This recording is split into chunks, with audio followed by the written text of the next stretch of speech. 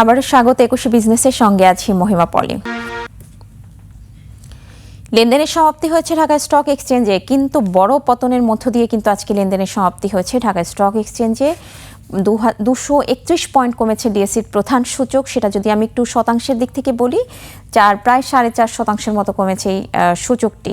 এবং আমরা দেখতে পাচ্ছি যে সবগুলো সেক্টরে কিন্তু নেগেটিভ ট্রেন্ডের মধ্য দিয়ে লেনদেনের সমাপ্তি হয়েছে এবং বেশিরভাগ সেক্টরে কিন্তু দেখা যাচ্ছে শতভাগ প্রতিষ্ঠানের শেয়ারের দর হারিয়েছে এবং দর হারানোর সংখ্যা রয়েছে লেনদেন হওয়া প্রতিষ্ঠানগুলোর মধ্যে বেশিরভাগ প্রতিষ্ঠানের দর হারিয়ে লেনদেনের সমাপ্তি হয়েছে ঢাকা স্টক এক্সচেঞ্জে আজকে। আমরা একটু সূচকের অবস্থান দেখে নিব ঢাকা স্টক এক্সচেঞ্জের দিন শেষে কি অবস্থা রয়েছে। আপনারা দেখছেন যে 231 পয়েন্টের মতো কমেছে এই সূচকটি, 5009 পয়েন্টে অবস্থান করছে এবং লেনদেন হওয়া প্রতিষ্ঠানগুলোর মধ্যে যে কতটি প্রতিষ্ঠানের শেয়ারের দর বেড়েছে সেটা একটু দেখে নিব। আপনারা জানেন যে ইতিমধ্যে আমি বলেছি যে বেশিরভাগ প্রতিষ্ঠানের শেয়ারের দর কিন্তু হারিয়ে লেনদেনের সমাপ্তি হয়েছে। 298টি প্রতিষ্ঠানের শেয়ারের দর কিন্তু হারিয়ে লেনদেন সমাপ্তি হয়েছে আজকে এবং দর বেড়েছে মাত্র 50টি, সেখানে অপরিবর্তিত প্রতিষ্ঠানের সংখ্যা দেখতে পাচ্ছেন 50টি। এবং দিন শেষে যদি লেনদেনের পরিমাণটিও দেখি সেটিও কিন্তু খুবই স্লো রয়েছে এবং লেনদেনের পরিমাণ ছাড়িয়েছে মাত্র 531 কোটি টাকা। তো দর্শক, ঢাকা স্টক এক্সচেঞ্জে আজকে এই ধারাবাহিকতায় কিন্তু লেনদেনের শেষ হয়েছে এবং দিনের শুরু থেকে শেষ পর্যন্ত কিন্তু একটা নেগেটিভ ট্রেন্ড ছিল ঢাকা স্টক এক্সচেঞ্জে। পুঁজিবাজার নিয়ে আরও বিস্তারিত জানতে এখন আমরা কথা বলবো বাংলাদেশ ফাইন্যান্স পিএলসির CEO and MD Mohammad Kaisar হামিদের সঙ্গে। আপনাকে স্বাগত আমাদের আজকের অনুষ্ঠানে। জি, আপনাকে ধন্যবাদ। জি, ডিএসসির প্রধান সূচক 4.5% কমেছে এবং বেশিরভাগ প্রতিষ্ঠানের শেয়ারের দর হারিয়েছে। কি ভাবছেন এই বাজার নিয়ে?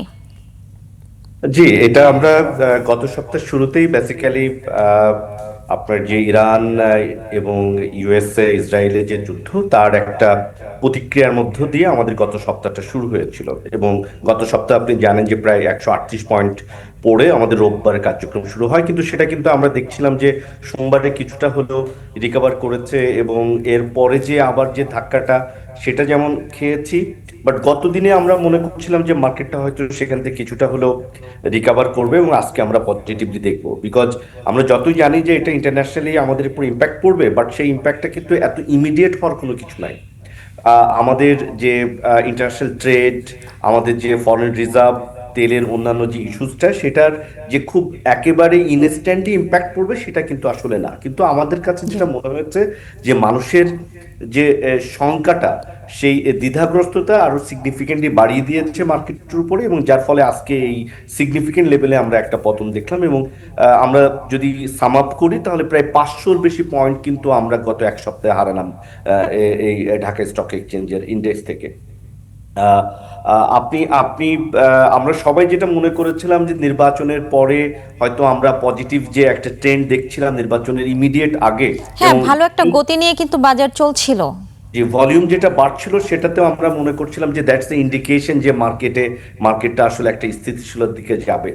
কিন্তু এটা অবশ্য হোল ওয়ার্ল্ডেই এই ওয়ারের একটা ইম্প্যাক্ট পড়েছে, বাট আমার কাছে মনে হয় যে আমাদের এখানে অনেক বেশি পড়েছে, যেটার একটা বড় কারণ হচ্ছে যে আমাদের মানুষের মধ্যে একটা ভয় শঙ্কা কাজ করছে, একটা প্যানিক সেল কাজ করছে এবং সাথে সাথে আমরা এই মার্কেটের ব্যাপারে মানুষের এখনো কয়েকটা জায়গায় যে গভর্নমেন্ট আসলে কি করতে চাচ্ছে এবং এখানে সাধারণ মানুষের যে কিছু কিছু প্রত্যাশা আছে, সেই প্রত্যাশার জায়গায় গভর্নমেন্টের স্ট্যান্ডটা কি, এই ব্যাপারেও আমার কাছে মনে হয় যে মানুষ এখনো অনেকটা কনফিউজড।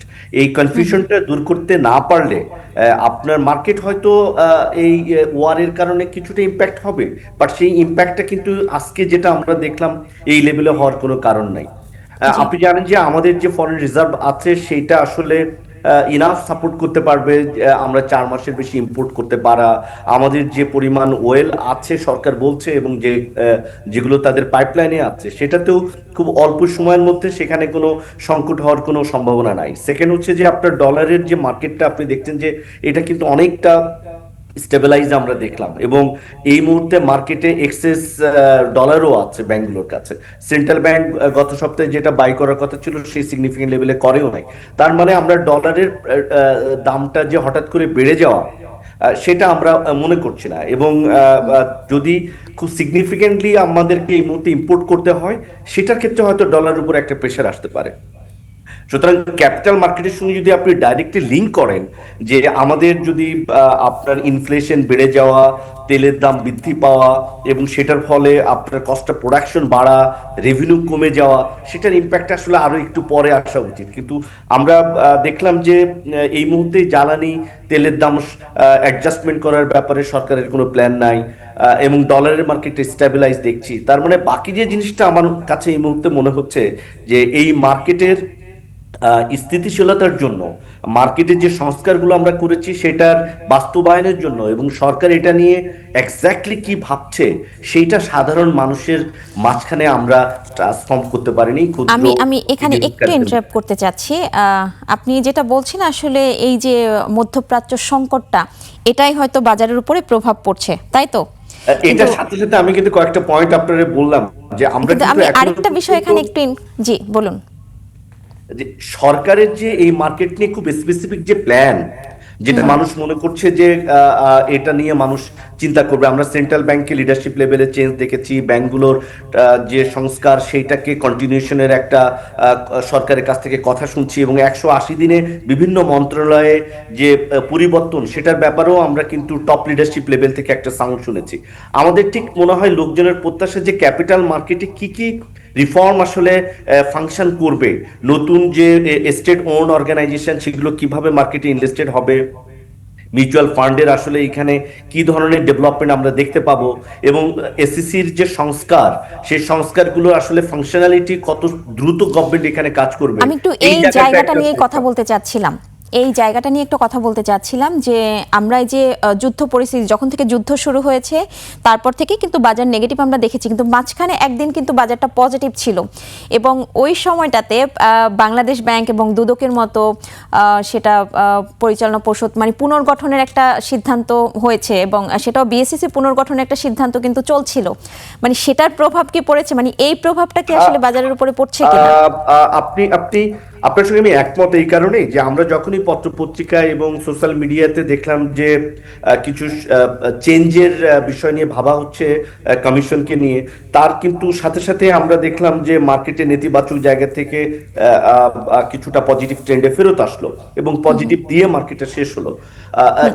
একদিন স্থায়ী ছিল এটা, জি একদিন স্থায়ী ছিল, এবং পরের দিনও কিন্তু আমরা ঠিক এইটার যে বিভিন্ন ধরনের রিউমার গুজব সেটার কারণে আপস এন্ড ডাউন দেখতে পাচ্ছিলাম। তার মানে মানুষ আসলে সরকারের কাছ থেকে একটা সুনির্দিষ্ট প্ল্যান দেখতে চাচ্ছে, যে ক্যাপিটাল মার্কেটের যে যে যে সংস্কারগুলো নিয়ে বলা হয়েছে, মার্কেটের ডেপথ বাড়ানোর জন্য যেটা করতে বলা হয়েছে, এটার উপরে যে অ্যাটেনশন সেটা নেওয়ার জন্য যে মানুষের এক্সপেকটেশন, সেটা সরকার থেকে একটা সুস্পষ্ট ঘোষণা বলেন, অ্যাকশন বলেন, এটা মানুষ আসলে দেখতে চায়। এইটাই আমরা যদি আপনার সামারি লাইন বলি, মানুষের এক্সপেকটেশন হয়তো সেটাই মনে করছে যে এটা বোধহয় আসবে। আসলেই তাদের যে একটা পার্টিসিপেশন, আপনি দেখেন যে লেনদেন যেখানে আমরা 300-400 কোটি টাকা তুলতে পারছিলাম না, সেটা কিন্তু একটা ভালো লেভেলে আমরা 700-800 কোটি টাকা, 1200-1300 কোটি টাকাও হঠাৎ করে নির্বাচনের পরে হয়েছে। আজকেও দেখেন যে এত পয়েন্ট পড়ে যাওয়ার পরেও 230-38 পয়েন্ট পড়ে গেছে, কিন্তু সেখানেও কিন্তু 500 কোটি টাকার উপরে লেনদেন হয়েছে। তার মানে লিকুইডিটিতে আমরা মার্কেট যদি একটা পজিটিভ সিগন্যাল দেয়, এটা 1000 কোটি টাকা ছাড়ানো একেবারে সময়ের ব্যাপার মাত্র। তো এইটার ব্যাপারে যে সরকারের সিরিয়াসনেস, এইটা আমার মনে হয় যে মানুষ এখন দেখতে চায়, এক্সিকিউশনের বিগিনিংটা দেখতে চায়। সেই বিগিনিংটা হলে প্রভাব হয়তো আমাদের কিছুটা হলো মধ্যপ্রাচ্যের এই যুদ্ধের এটা পড়বে, কিন্তু সেই পয়েন্টটা, সেটা যদি আপনি আমাকে বলেন যে 550 পয়েন্ট পড়ে যাবে উইদিন লাস্ট 3-4-5 ওয়ার্কিং ডেজ, এটা আসলে আমরা খুব বেশি একটা কানেক্ট করতে পারি না with the near future performance of the listed company, যেখানে সবগুলো সেক্টরের সবগুলো কোম্পানি আপনার প্রাইস ফল করছে। এটা তো আপনি কোনোভাবে ওয়ার্কে দিয়ে শুধুমাত্র জাস্টিফাই করতে পারেন না। তার মানে ডেফিনেটলি মানুষের প্রত্যাশার জায়গায় অনেক ঘাটতি আছে এখানে অন্যান্য আসপেক্ট নিয়ে। জি, এবার আসতে যাচ্ছি আপনার 180 দিনের একটা পরিকল্পনার কথা বলছেন, এবং বারবার আপনি যেই জায়গাটাতে মেনশন করেছেন যে আসলে সরকারের এই জায়গাটা নিয়ে, পুঁজিবাজার নিয়ে একটা সংস্কারের বিষয়ে কথা বলতে চাচ্ছিলেন, সেখানে যে 180 দিনের পরিকল্পনায় পুঁজিবাজার নিয়ে আসলে কি ধরনের প্রত্যাশা করছেন? জি, যে দেখেন সারা পৃথিবীতে নতুন সরকারের প্রথম 180 দিনকে খুবই সিরিয়াসলি ইম্পর্টেন্টলি দেখা হয়, এবং আমাদেরও সরকার প্রধান কিন্তু তার প্রত্যেকটা মন্ত্রণালয়কে বলে দিয়েছেন যে he want to sees positive changes in their respective ministry. এটা না হলে তিনি সিদ্ধান্ত নেবেন প্রত্যেকটা মন্ত্রণালয়ের লিডারশিপ নিয়ে। তার মানে এখানে 180 দিনের একটা সুস্পষ্ট চেঞ্জ বা ইতিবাচক একটা প্ল্যান পরিবর্তন এখানে টপ লিডারশিপ থেকে, সরকারের থেকে আসতে চায়। আমাদের কাছে মনে হয় যে ঠিক সিমিলার জিনিস মানুষ আশা করে ক্যাপিটাল মার্কেট নিয়ে। এই ক্যাপিটাল মার্কেটে মানুষের ইমিডিয়েট এক্সপেকটেশন কি? একটা এক্সপেকটেশন হচ্ছে যে সিকিউরিটি এক্সচেঞ্জ কমিশনকে আমরা এম্পাওয়ার্ড করা, তার যে ম্যানেজমেন্ট স্টাফ আছে সেই ম্যানেজমেন্ট স্টাফগুলো যে ফাংশনালি কাজ করবে এবং তাদের মধ্যের যে সংস্কার, আমরা শুধু পুঁজিবাজারের অন্যান্য সংস্কার বলছি, বাট এসিসির মধ্যে যে ভবিষ্যতে আমাদের নতুন আইপিও আসা, বিভিন্ন প্রসেস, বিভিন্ন অ্যাপ্রুভাল, সেই সমস্ত প্রক্রিয়ায় যে স্বচ্ছতা থাকবে, জবাবদিহিতা থাকবে, ইফেক্টিভনেস থাকবে, সেইগুলো কিন্তু আমরা এখনো পর্যন্ত নিশ্চিত না সেই গভর্নেন্সটা কিভাবে আসবে। এক, দুই হচ্ছে যে নতুন লিস্টেড কোম্পানি আনারগুলো, স্টেট লোন আনারগুলোর জন্য আমরা অনেক কথা বলছি, কিন্তু সেটার খুব সময় বান্ধব মাইলস্টোন বেসিসে কোনো পরিকল্পনা আমরা এখনো শুনতে পাইনি সরকারের কাছ থেকে। তিন, আমরা লিডারশিপ থেকেও এক্সপেকটেশন যে তারা ক্যাপিটাল মার্কেটের এখানে কি তাদের যে রাজনৈতিক যে দর্শন, মানুষকে নিয়ে চিন্তা, সেইটাকে অ্যালাইন করে কি তারা এটা লিডারশিপ নিয়েও চিন্তা করছে কিনা, সেটার ব্যাপারেও মানুষ পরিষ্কার হতে চায়, যে নিশ্চিত হতে চায় যে আসলে ওয়ে আউটটা কি।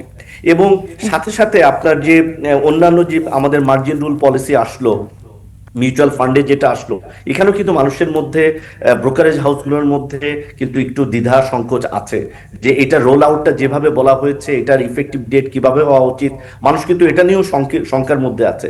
ওভারঅল আমার কাছে মনে হয় যে 180 দিনের মধ্যে এই যে 4-5টা মৌলিক বিষয়, সেটার একটা বিগিনিং হওয়ার দরকার, এবং মানুষ যে একটা অনিশ্চয়তা, দ্বিধা সংকোচ মধ্যে আছে, সেই জিনিসটা পরিষ্কার করা দরকার সরকারের, যে আমরা আসলে এই মার্কেটের সবকিছু নিয়ে কি ভাবছি। জি, আপনাকে অনেক ধন্যবাদ আজকে আমাদের সঙ্গে যুক্ত হবার জন্য। আপনাকে ধন্যবাদ এবং একুশে টেলিভিশনের দর্শকদেরকে ধন্যবাদ। দর্শক, এতক্ষণ আমরা পুঁজিবাজার পরিস্থিতি নিয়ে কথা বলছিলাম বাংলাদেশ ফাইন্যান্স পিএলসির CEO and MD Mohammad Kaisar হামিদের সঙ্গে। দর্শক, এবার নিচ্ছে একটা বিরতি, ফিরছি একটু পরেই, সঙ্গেই থাকুন।